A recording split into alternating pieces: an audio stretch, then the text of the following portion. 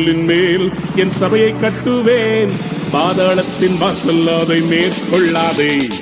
இந்த கல்லின் மேல் என் சபையை கட்டுவேன், பாதாளத்தின் வாசல் அதை மேற்கொள்ளாதே.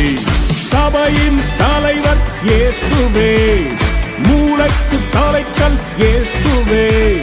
சபையின் தலைவர் இயேசுவே, மூளைக்கு தலைக்கல் இயேசுவே.